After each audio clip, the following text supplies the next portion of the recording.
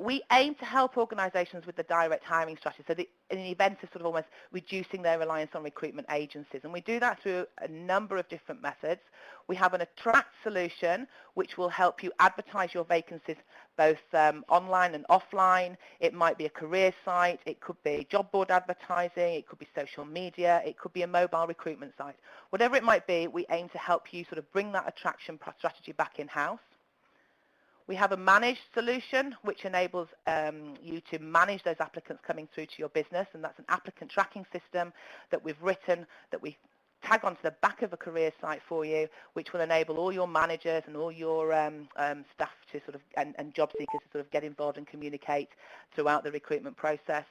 And finally, we have a support service which enables you, whether you want some, maybe you want some more telephone interviews, some CV screening, whatever that may be, to help you generate a direct approach to your recruitment strategy, then we're here to sort of give you that additional support where required. So it's very tailored, it's very bespoke, and it's very sort of reliant upon what's required by yourselves with clients. So if you have anybody in the that you know, or maybe your company would be more interested in hearing a little bit more about how we can help you save time, money, and improve the quality of your candidates, then please give us a ring or send me an email at liz.wilson@shorebird-rpo.com.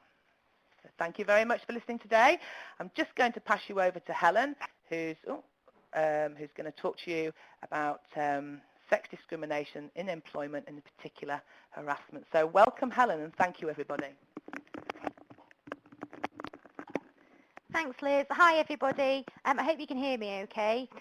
My name's Helen Gardiner. I'm a barrister at St Philip's Chambers.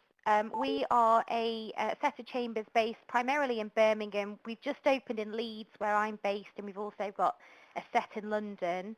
I've been in the business for about 7 years now, and employment law is one of my main specialisms. I take instructions through solicitors, but I also work on a direct access basis. So you've got my contact details. If you want to get in touch by phone or by email, just give me a call, and we can chat through any queries that you've got. As Liz said, I'm going to be going through sexual harassment in particular today. If you've got any questions as we go along, just pop them up in the chat box and I'll do my best to deal with them. Otherwise, we can have a bit of a Q&A session at the end. So in terms of today's talk, the Equality Act 2010 provisions concerning sex discrimination, harassment and victimisation in the workplace protect a wide range of individuals, including employees, contract workers, partners and office holders. They apply to most aspects of employment relationships, including recruitment, training, promotions, transfers and dismissals. This webinar is aimed at providing an overview of the law in regard to harassment over a period, like Liz said, of about 30 minutes. And we're going to cover the following: harassment related to sex, which I'll refer to as sex harassment, sexual harassment, less favourable treatment because the employee rejects or submits to harassment. We'll look at who is liable, and as we go through, I'm going to be giving you a few case examples. Just in terms of this area of law and area of HR practice, is this the kind of issue that people have come up with during their roles? Can you give me an idea in the chat box? Just type a yes or something if it's something you've dealt with. Anyone? If anything comes, oh, great stuff. If there's any experiences that you'd like to share as we're going along, that'd be great, because it might help with just generating a bit of chat. I can see we've got a current issue with one of our listeners at the moment, so hopefully we can get to the bottom of some issues which might help you with that. So dealing first of all with sex harassment. This occurs where A, engages in unwanted conduct related to sex, and the conduct has the purpose or effect of either violating B's dignity or creating an intimidating, hostile, degrading, humiliating or offensive environment for B. When deciding whether conduct has the effects referred to, the employment tribunal will take a number of things into account. First, B's perception of the situation, secondly, the other circumstances of the case, and thirdly, whether or not it's reasonable for the conduct to have that effect.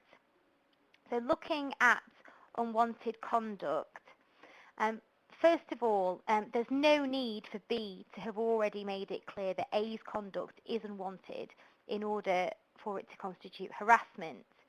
For example, an employer's argument that a man couldn't know whether his conduct was unwanted until it had been rejected failed, and the Employment Appeal Tribunal in that case stated that would-be harassers cannot be allowed to test the water with impunity to see whether their conduct was objectionable to potential victims if their conduct is serious enough to reasonably be considered as harassment. A single incident can be enough to constitute harassment, and B doesn't need to show that there's been a course of dealing.